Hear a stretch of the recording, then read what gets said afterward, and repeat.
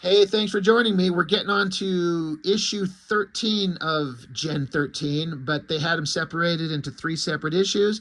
It's all issue 13, but there's three separate ones designated A, B, and C. And so we're on issue 13B.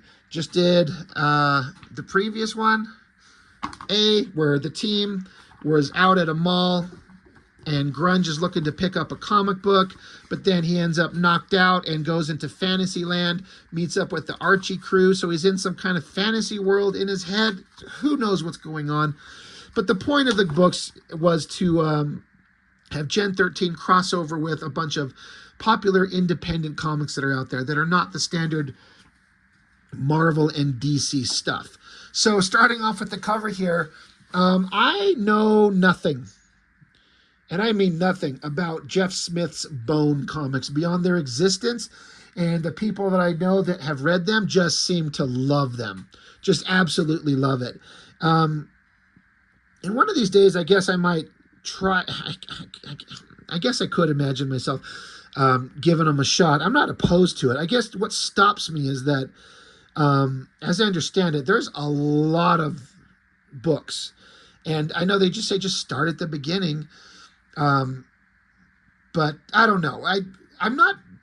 I don't get the appeal of it. It feels like a lighthearted kind of thing with the cartoony style. Nothing about the visuals of it ever appealed to me, and that's just on me. But I respect it. I appreciate it for sure. But it just is never anything that made me go, I need to get that. But everyone talks really good about it. So maybe I'm just missing out on my own. So maybe I need to correct that. But we just start out. Grunge is on the path to go find, he's supposed to go find the Great Wizard to help him get back home. And he's got with him the copy of the chromium cover comic that he got in the last issue. But now he's in Fantasyland. He met the Archie crew. Now we run into a pile of Ninja Turtles merchandise. He's like, holy shit, look at the pile of toys. And you hear some voices say, yo, dude, can you like give us a hand? We're kind of stuck. He's like, is that one of the turtles? He's like, yeah, come on, Grunge. The good witch said that you'd be able to help us on our journey. And so Grunge starts just tearing through the pile of merchandise. You see underwear and action figures and Nintendo games and Pez dispensers and plastic masks and whatever the hell. That's a toilet paper, a toothbrush, cereal. Trying to figure out what this thing right here by my thumb is. Anyway, it's not important. It's just the idea is that, as we all know, the Ninja Turtles were merchandised to death. They were everywhere and on everything. And I think some people might kind of feel like that cheapens the importance of the work itself. And I guess that's just a personal opinion. Like, look, I would sell the fuck out instantly for the right dollar amount. If I had something that hit big, I would sign everything that made me money, because I want to be put in such a comfortable financial position that I can then pursue anything else that I want without having to work around regular job. If I could create a Turtles and make millions, I would sell toys and underwear and cereal and action figures and Nintendo games in an instant. Um, Probably, right? I sit here in Fantasyland trying to wonder, like, what would I do? I think of Bill Watterson with his Calvin and Hobbes, how he's so hyper protective of it and absolutely refuses to merchandise the thing except in extreme small special circumstances, because he wants to protect the integrity of the work, which matters to him. And that is a very powerful statement, and such a respectable position for him to take, because Watterson was literally leaving millions of dollars on the table. But I think the point would be, though, is that he got so popular just making the comic strip himself that he was financially fine. He didn't need to merchandise it. So I respect that. I'm just kind of going off on a random tangent here. It's just funny to see the Turtles, which is kind of revered as like one of the iconic independent published stories of the comics world, because these guys just put together this idea and it hit with everybody like a bomb just going off. And they sold the rights to everything to make money. And I can't say that I wouldn't, because I would really like to be in a financial position to be better off in my life. And then I could pursue anything else with all the artistic integrity I could ever want once I'm rich. Anyway, that aside, they do kind of address it. Grunge is like, what happened to you guys? And the Turtles are like, well, things were really chugging along nice there for a while. But then suddenly we got 86'd by the Frenzy Beast and his Power Ranger peons. But at least we got to do 3 movies. Yeah, only one was good. Second one was like sort of tolerable. And the third one, such a fucking garbage nightmare. The Turtles are saying, all we want to do now is just be comic book heroes again, like back in the old days. Yeah, for real. But Campbell does good Turtles. You know? The guy here, he's like, hey, thanks for digging us out of the wreckage, dude. Anything we can do for you? And so they kind of direct him. Tinkerfell kind of smacks him on the face. And they're like, yeah, just follow the path of the beast's destruction. Like, just go this way. And Tinker is saying, like, the frenzy beast is getting more powerful every day. It's destroying more and more of the land of SA, of sequential art in the process. And the Turtles say, hey, be careful when you get to the freelance forest. Lots of scary things in there.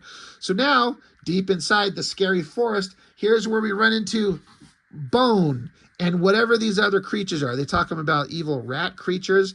And so, you know, he's getting cooked and Tink wants to help. So they go in and they start punching things around. They start getting involved in the characters here. So just a fun little crossover between Gen 13 and the Bone character. Again, I don't know anything about them. And so, you know, it's fun to read, but not knowing anything about them and not particularly being interested or caring about them. Like, all right, this is whatever. So they interact, they go back and forth. Eventually they cross over to Bean World, another indie comic that I've only ever heard of. I know nothing about it. Grunge thinks it's food, so he picks them up and tries to eat them because they look like beans or something right? I mean, it's funny, I guess. I don't know anything about Bean World, but he finds out that they're alive, and so he spits them out. And they're like, hey, sorry about that. We didn't mean to do that. Anyway, they continue on. And this is one of the things I thought was like the most interesting and kind of clever. And it's also a really interesting snapshot of the era that this comic was made in. They're coming up over a cliff. And he says, it looks like these guys have started up their own independent country. Says, yeah, these young Turks seem to be doing a pretty good job of taking care of themselves. So they come through this gate here. It's flipped in reverse, but it says Image Land. So like, okay, so these are supposed to be the homes of the Image founding fathers. So kind of having to guess, and at first it was kind of tricky. Some of them were easy, like, well, this one, you would never know what this is, except for there's a sign out front with, if you've seen the Eric Larson kind of caricature of his own head, highbrow, like highbrow entertainment, you would understand, okay, so that's Eric Larson. So this is Savage Dragon something. This is just a city street. Ooh, maybe we'll see what that is. There is a barn with like a cliche cow pattern. So, okay, so that's Top Cow. There's a giant jet. What could that be? There's a giant castle. What could that be? And then there's a city. Oh my God, this is hilarious. I just noticed something for the first time right now. But yeah, a giant city with smoke swirling around it. Spawn, maybe? I'm sitting here going, what in the shit is this little spot thing right here? This thing. I'm like, all the way down here in this panel is that Eric Larson highbrow head. And his head continues behind the panels up. You see some of it there. And then it pops up out the top there. That's funny. If I ever noticed that when I was a kid, because I haven't looked at these comics in decades. So I don't remember. That's funny to pop Eric Larson's skull out of the top of the panels like that. That's hilarious. But anyway, little villages, like specific to each independent company for Image Comics. So they go through, and there's also, so there's 6 of them, but then there's a blank one, like no one's there. So I'm like, is that supposed to be the Wills Portasio Wetworks land that doesn't exist because he was super late to the game because of personal issues? I guess. But so Bone here, he's like, all right, he's going to go into town. It's Image Town. And some of these buildings, like you could see, this one here says Astro. So like Astro City, isn't that the name of that one book? And then the one right next to it, this really tiny lettering, it says Pit. But it's all boarded up and closed. So I'm wondering if this was like after Pitt had ceased publication, or it's been so infrequent, or he moved to his own publishing house and left Image Comics. So, you know, Pitt is boarded up, but he's going there. So we cut over to the scene, and it felt like there's a joke here that I'm not sure if I get. Dragon himself at Highbrow Club is kicking out Hulk and Wonder Woman. And he says, I told you guys for the last time, you got to have a sense of humor if you want to fit in around here. And Tink's like, well, who do you suppose that green guy is? And Grunge says, don't know. He didn't give his name because Dragon never had a real name. They just called him Dragon because he doesn't have memories. So he's green. He's got a fin. So he's Dragon. Larson's character kicking out the Hulk, I have to feel like that's some kind of dig at some type against Peter David writing the Hulk. But why Wonder Woman as well? What am I missing there? I'm not sure. I'm sure somebody out there can answer that one for me. But yeah, Dragon kicking out Hulk and Wonder Woman, saying you can't be in this place if you don't have a sense of humor. So now they pass by the abandoned, boarded up, relocated Top Cow barn. Grunge or Tink and Grunge are back and forth. They're like, here it says, I don't think the wizard's around here either. This place looks deserted. They're like, what's the story with all this spilt milk? So there was a very brief moment in time where back in the 90s, Silvestri was feuding with Liefeld big time. The story is that Liefeld was trying to poach Michael Turner, and you're not supposed to do that. And again, I wasn't there, obviously, but this is like what general consensus seems to be. But that Liefeld was trying to steal Michael Turner, and Silvestri just had enough of Liefeld's fucking shit. So he packed up his company and left Image Comics. And it wasn't until long after that that the Image founding fathers who were left fired Liefeld. And if you ask him, he quit. I think both things happened at the same time. And Liefeld quit and had to go, and then very in short order, Silvestri's Top Cow came back to Image Comics, where he's remained ever since. So this is right at that exact moment where Top Cow was gone. And like I said, it was a very small window. It wasn't very long. It wasn't even like 1 year. It was a couple of months, it feels like. Not very long, but there's a little snapshot of the time. Top Cow had left. And so up to the big spaceship building, Grunge is walking up, and there's a couple guys saying, they can't do this to us. What's going on over here? So you got a couple of like cliche caricature drawings from Campbell of like generic bullshit Liefeld characters. And it's so funny how he just parodies that art style. They look awful. And in that much that they look funny because it's a Liefeld parody. So this one guy's saying, they put a lien on our blood quarters. They can't do that to us, Captain Avenger. And this other guy says, that ain't the half of it, Black Frag. The other young Turks, they kicked us out of Image Land. So Grunge is like, hey, can you guys tell me where I can find the wizard? So this character says, the wizard, I bet he's over at the Wildstorm Keep again. He's always hanging out there. And this guy says, this is so extreme. They can't do that to us. And Grunge just kind of points over to this pile of fucking garbage. He says, if you ask me, I think they already lowered the boom. See ya. And so you see just a bunch of like furniture and lights and office supplies. And there is a giant Badrock costume. And it literally says Badrock suit, $76,495. For those of you who don't know, back when Liefeld had his studio, he got some kind of giant wearable sort of life-sized Badrock suit that a guy would walk around in. It's such a crazy expenditure, but at the time, every book he was getting made millions of sales and millions of dollars, and I feel like they're digging on Liefeld. Like, this is kind of an insult. You know, it's they're talking about spilt milk, top cow milk, but they just kind of let it happen. I mean, and everything's kind of lighthearted, but to me, this kind of reads as a little bit of a dig on Liefeld, honestly. And I don't think he was very popular with the crowd at the time. But so grunge just continues on, and so I guess they go to the Wildstorm Keep. Now, why Wildstorm is a giant, like, medieval castle? I don't know if I understand why would Wildstorm be the castle? It's well drawn, so they go inside and they're like trying to find Dr. Frankenlynch. Maybe he's the wizard. And then while they're inside the castle, a bunch of little kid versions of the characters from the DV8 comics show up. Like, hey, it's a grown-up. Are you our daddy? They're saying. So grunge is just hanging out there with all the little kid versions of DV8, which is another comic that who cares? So the kids are saying, all we ever do is look for our parents who were forced to abandon us when we were babies. So are you our daddy? He's like, no, I don't think so. So grunge goes up the stairs to an upper level. So with the Frankenstein parody, there's Lynch, the leader of the Gen 13 crew. And he's trying to like bring some kind of monster to life. He says, they all said I was crazy. I'll show them, won't I, Ligor? With the simple pull of the switch, I shall bring the monster back to life. Maybe, okay. I'm just starting to put this together. Maybe this is, because he says the M monster, and it's Jim Lee.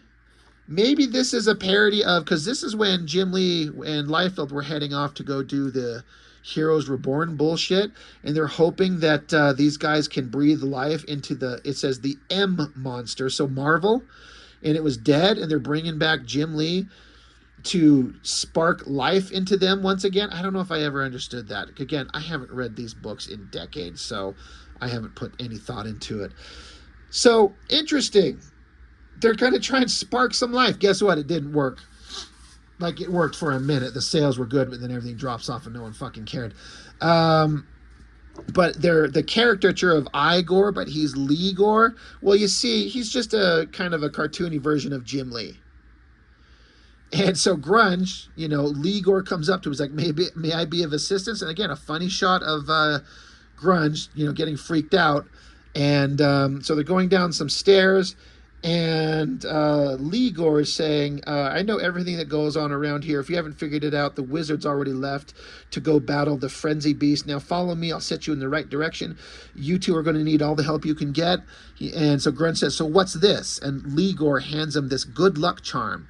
He says, I picked it up at one of my old gigs. It helped me make me what I am today. Maybe it can help you. So it's a little crystal X from Jim Lee. Get it?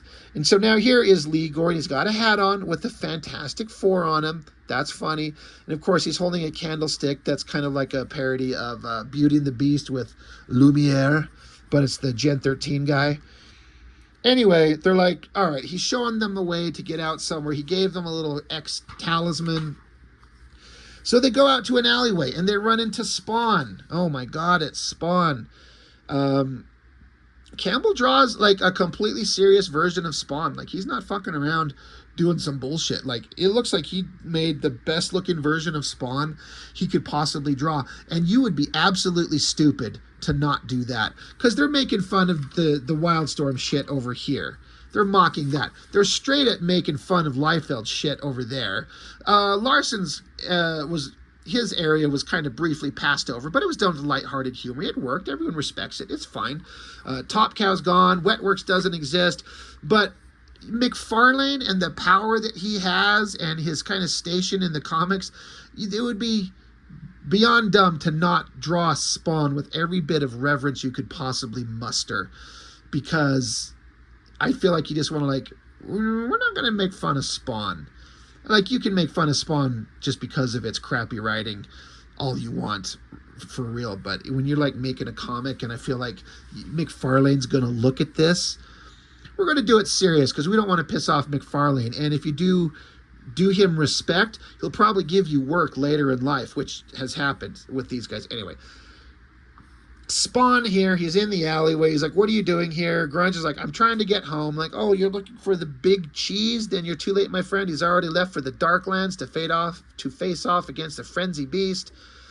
And so they're trying to say something here. Grunge is like, who's the Frenzy Beast? What is this all about? Spawn says, once upon a time, the wizard created the Frenzy to establish a sense of kinship among the fans of SA by helping to enlighten them about their comic book heroes. Unfortunately, the Beast soon took on a life of its own and broke away from the wizard's control.